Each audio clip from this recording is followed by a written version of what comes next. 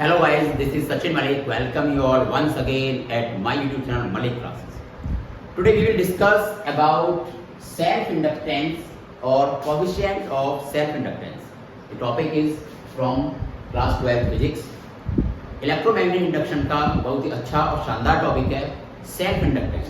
होता क्या है, कैसे न्यूमेरिकल आते हैं, डेरिवेशन क्या है, ये मैं समझाऊंगा आज। तो let's start with me self inductance.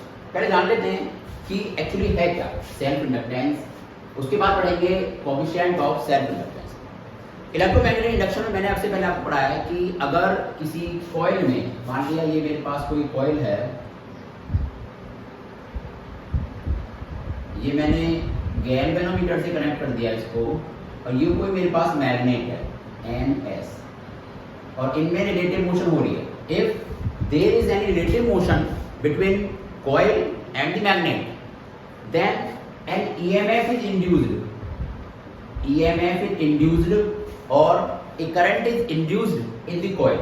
We can get that current with the help of galvanometer. यानी अगर मेरे पास एक मैग्नेट है, ये कॉइल है, ये मैग्नेट है, दोनों के बीच ये इस्टेब्लिश है, ये मूव कर रही है, या ये इस्टेब्लिश है, ये मूव कर रही है, या दोनों मूव कर रही है। अगर दोनों के बीच रिलेटिव मोशन है तो कॉइल में ऑटोमेटिकली इंड्यूस्ड ईएमएफ पैदा हो जाता है, इंड्यूस्ड करंट पैदा हो जाती है। That is called electromagnetic induction. ये मैंने ऑलरेडी आपको पढ़ा दिया है। अब बात करेंगे सेल्फ इंडक्टेंस के बारे में। What is self inductance and how can we find the coefficient of self inductance. तो ध्यान से समझते हैं इसको।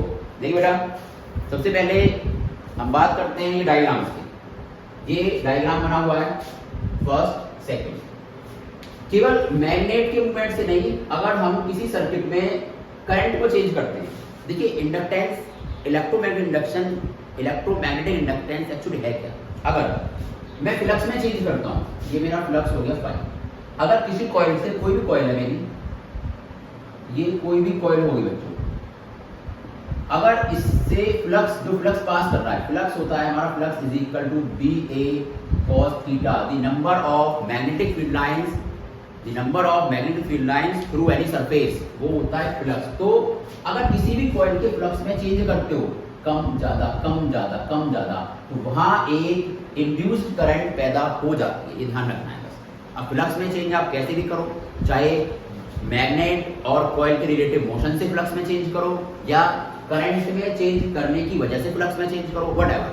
हमारा एक कंसेप्ट है बस कि अगर हम मैग्नेटिक फ्लक्स में चेंज करेंगे, किसी भी कॉइल के थ्रू मैग्नेटिक फ्लक्स में चेंज करेंगे, तो एक करंट पैदा होगी, वो होगी induced current, and that will oppose the change in flux, और वो हमेशा अपोज करेगी फ्लक्स में चेंज होने का। वो कैसे चेंज कर सकते हैं, इसमें सेल्फ इंडक्टेंस में वो हम चेंज करेंगे करंट, मेन करंट को इंक्रीज करने से और मेन करंट को डिक्रीज करने से। तो ये है हमारा आज का टॉपिक सेल्फ इंडक्टेंस। चलो शुरू करते हैं। यानी अब तक हमने जाना कि फ्लक्स में change, then induced current is generated in the opposite direction. It will always oppose कि फ्लक्स में चेंज ना हो। ठीक है, चलिए पढ़ते हैं। सबसे पहले पहला डायग्राम लेते हैं। देखिए, किसी भी कॉइल के फ्लक्स में दो तरीके से चेंज आ सकता है। या तो करंट को लगातार बढ़ाऊंगा, अगर करंट को बढ़ाऊंगा मैग्नेटिक फील्ड बढ़ेगी, यानी फ्लक्स में चेंज आएगा, फ्लक्स कम से ज्यादा होगा। अगर मैग्नेटिक फील्ड बढ़ेगी हमारी, तो फ्लक्स बढ़ेगा।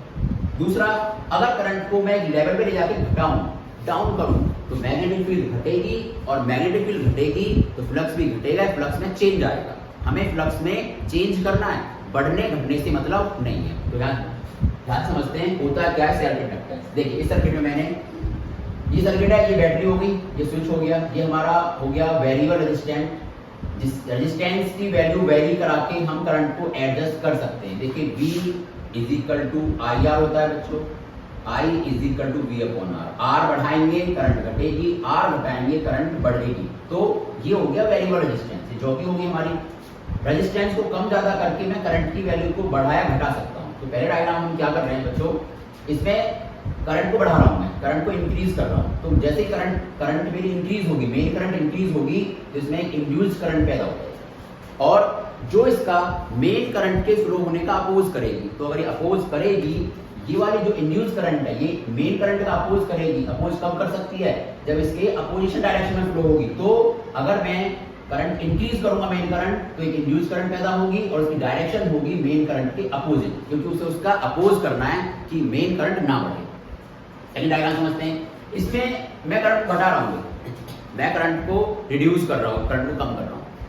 मैं करंट को कम करूंगा एडजस्ट करके वैल्यू रेजिस्टेंस की, तो मेन करंट को मैं कम कर रहा हूं तो फिर से इंड्यूस करंट पैदा होगी, क्योंकि मैं करंट को कम कर रहा हूं फ्लक्स में चेंज आएगा, फ्लक्स में चेंज आते ही एक इंड्यूस करंट पैदा होगी और उसकी डायरेक्शन मेन करंट की डायरेक्शन में ही होगी। क्यों होगी? क्योंकि जो इंड्यूस करंट है हमेशा अपोज करेगी जिस वजह से वो पैदा हुई है। तो मेन करंट को घटा के पैदा हुई है तो इस बार वो चाहेगी मेन करंट बढ़े। तो मेन करंट कब बढ़ेगी? जब जो इंड्यूस करंट है मेन करंट की ही डायरेक्शन में फ्लो हो। तो हमने ये जाना कि दो सर्किट हो गए, करंट को अगर बढ़ाऊंगा तो इंड्यूस करंट पैदा होगी and the direction will be in the opposite direction. क्यों होगी? क्योंकि जो इंड्यूस करंट है हमेशा बेटा मेन करंट का विरोध करती है। यहाँ मैं मेन करंट को बढ़ा रहा हूँ तो बढ़ने का विरोध करेगी, तो डायरेक्शन उसकी अपोजिट होगी, उसे कम करना चाहेगी। यहाँ मैं मेन करंट को घटा रहा हूँ, घटाते ही इंड्यूस करंट पैदा हो गई, इंड्यूस ईएमएफ पैदा हो गया। तो घटाने की वजह से पैदा हुई है करंट, तो ये चाहेगी ये बढ़े, और बढ़ेगी कब? जब भी ये जो इंड्यूस करंट है उसी की डायरेक्शन में फ्लो करे, मेन करंट की डायरेक्शन में फ्लो करे, तभी तो बढ़ेगी मेन करंट। तो दोनों कंसेप्ट क्लियर है हमारे का, इंड्यूस करंट पैदा हो गई और डायरेक्शन क्या होगा। अब आगे बढ़ते हैं। तो ये हो गया हमारा कोएफिशिएंट ऑफ, ये हुआ हमारा सेल्फ इंडक्टेंस कि होता क्या है व्हेन वी इंक्रीज और decrease, when we do any change in the value of current in any circuit then a induced current is generated। कि अगर हम करंट में चेंज करते हैं, चाहे वो हमने बढ़ाई चाहे वो हमने घटाई, तो एक इंड्यूस्ड करंट पैदा हो जाएगी जो विरोध करेगी मेन करंट का। अगर मेन करंट बढ़ा रहे हैं तो उसे घटाने की कोशिश करेगी, डायरेक्शन अपोजिट होगी। मेन करंट घटा रहे हैं तो उसे बढ़ाने की कोशिश करेगी, direction same in the direction होगी मैग्नेटिक फ्लो। ये बात थी हमारी सेल्फ इंडक्टेंस। अब बात करते हैं कोएफिशिएंट ऑफ सेल्फ इंडक्टेंस होता क्या है। देखिए इसकी छोटी सी डेफिनेशन है। जो हमारा फ्लक्स है इसमें, जो फ्लक्स है इस कॉइल में, वो डायरेक्टली प्रोपोर्शनल करंट के लिए, यानी करंट बढ़ेगी तो फ्लक्स बढ़ेगा, करंट घटेगी तो फ्लक्स घटेगा। ठीक है। अब फ्लक्स हो गया डायरेक्टली प्रोपोर्शनल करंट की। मैं मान रहा हूँ उसमें n नंबर ऑफ टर्न्स है, n नंबर ऑफ टर्न्स है इसमें, हमारी जो कॉइल है n टर्न है, तो टोटल फ्लक्स कितना हो जाना है n फाई। तो बोल सकते हैं n phi directly proportional current, main current है, करंट को बढ़ाएंगे फ्लक्स बढ़ेगा। क्यों बढ़ेगा भाई? क्योंकि फ्लक्स होता है हमारा, flux is equal to B A cos theta.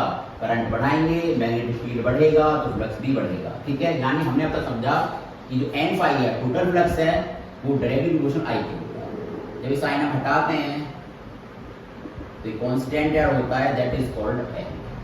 यहाँ देखिए n फाई डायरेक्टली प्रोपोर्शनल आई के, n फाई ये साइन हटाएंगे तो कोएफिशिएंट एड होगा l, और जो l होता है यही होता है हमारा coefficient of self inductance. l is called coefficient of self inductance. l की वैल्यू यहाँ से निकालेंगे, i इसके नीचे आ जाएगा n फाई अपॉन i। तो यहाँ से मुझे मिल गया li is equal to n phi. ये मुझे मिल गई भाई पहली इक्वेशन कि li is equal to n phi. n क्या है? नंबर ऑफ टर्न्स, फाई क्या है? Flux, i main current, l coefficient of self inductance.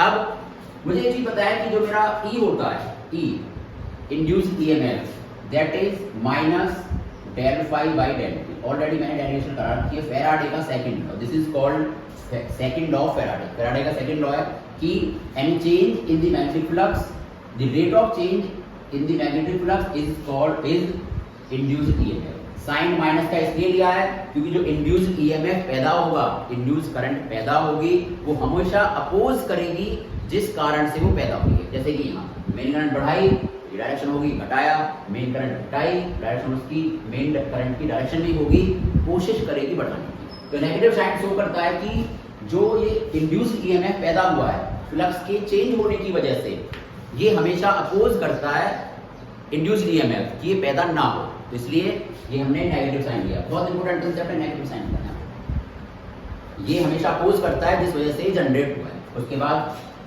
E d phi upon d t. तो ये फ्लक्स हो गया एक टर्न में, total n number of turns हैं, n नंबर ऑफ टर्न है बच्चों, तो E is equal to minus n phi upon d t, delta को बाहर निकाल दिया। अब E is equal to minus n phi upon d t. हमने क्या करा, एन फाई की वैल्यू मेरी एल इंटू आई है। देखिए अभी मैंने डराइव करा है N phi L into I है, यहाँ से एन फाई की वैल्यू पुट कर दी तो मैं मिल गया यहाँ से E इज इक्वल टू, जहाँ पे एन फाई है वहाँ मुझे मिल गया एल आई, क्योंकि एन फाई एल आई के इक्वल है। E is equal to minus del L I upon del, L को बाहर कर दिया मुझे मिला डेल आई अपॉन डेल। तो जो E का फाइनल डेरिवेशन मुझे मिला वो मिला E is equal to minus L del I upon del. लेकिन मुझे चाहिए N की वैल्यू, सेल्फ इंडक्टेंस। एक तो यहाँ से मिली, ये होती है एन फाई अपॉन आई, बिल्कुल होती है जी। दूसरी मुझे यहाँ से मिलेगी, अब यहाँ से L निकालना है, इसको इसके नीचे ले आओ, यहाँ से L चाहिए, इसको नीचे ले आओ। तो L is equal to minus E upon del I upon del t. एक होती है ये डेरिवेशन, ये formula self coefficient of self inductance minus E upon del I upon del t. और इसकी SI यूनिट होती है हेनरी, इसकी SI यूनिट होती है कोएफिशिएंट ऑफ सेल्फ इंडक्टेंस की हेनरी। तो मुझे दो फॉर्मूले मिले सेल्फ इंडक्टेंस के, one is L is equal to n phi upon i and second one is L is equal to minus E upon del I upon del t. Del I यहाँ पे main current है, ध्यान रखना, ये induce current नहीं है। तो ये होता है हमारा सेल्फ इंडक्टेंस। आई होप समझ आ गया होगा। फिर से बता रहा हूँ मैं आपको, होता क्या है सेल्फ इंडक्टेंस, किसी भी कॉइल में करंट को बढ़ाने या घटाने पे उस कॉइल में मैग्नेटिक फील्ड में परिवर्तन आता है, चेंज आता है, उसकी वजह से फ्लक्स में चेंज आता है, और जब फ्लक्स में चेंज होगा तो एक इंड्यूस्ड ईएमएफ जनरेट होगा, उसकी वजह से इंड्यूस्ड करंट जनरेट होगी। ये है फैराडे का फर्स्ट नियम।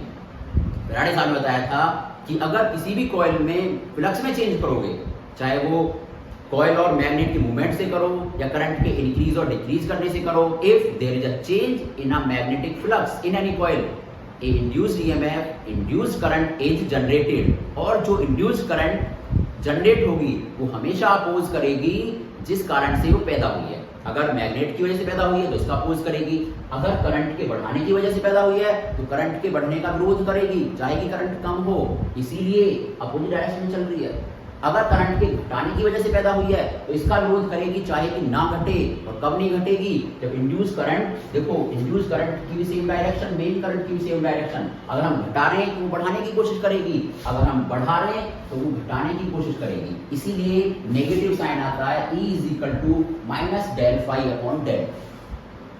बहुत मेन कंसेप्ट है। उसके बाद कोएफिशिएंट ऑफ सेल्फ इंडक्टेंस वो होता है L, मैंने आपको डेरिवेशन करा दी, एक फॉर्मूला ये रहा, एक फॉर्मूला ये रहा। बड़ा अच्छा टॉपिक है, एक जादू सा ही हो रहा है कि केवल करंट के बढ़ाने घटाने से नई करंट पैदा होती है। इसमें तो करंट है भी, एक ये भी होता है कि अगर कॉइल है मेरे पास, एक मैग्नेट है, रिलेटिव मोशन कराई, करंट पैदा हो गई, गैल्वेनोमीटर से रीडिंग ले ली, कोई कॉन्टैक्ट नहीं, कोई ईएमएफ नहीं, कोई इलेक्ट्रॉन नहीं, बस मोशन कराओगे मोशन। ये तो होता है जनरेटर्स में, ये कॉइल होती है उसे घुमाते हैं हैंडल से, बीच में मैग्नेट्स लगी होती हैं और बिजली बना देता है। दैट इज यही है प्रिंसिपल। सो आई होप आपको समझ आया होगा। Thank you very much for watching me. Like, share and subscribe the channel. Thank you.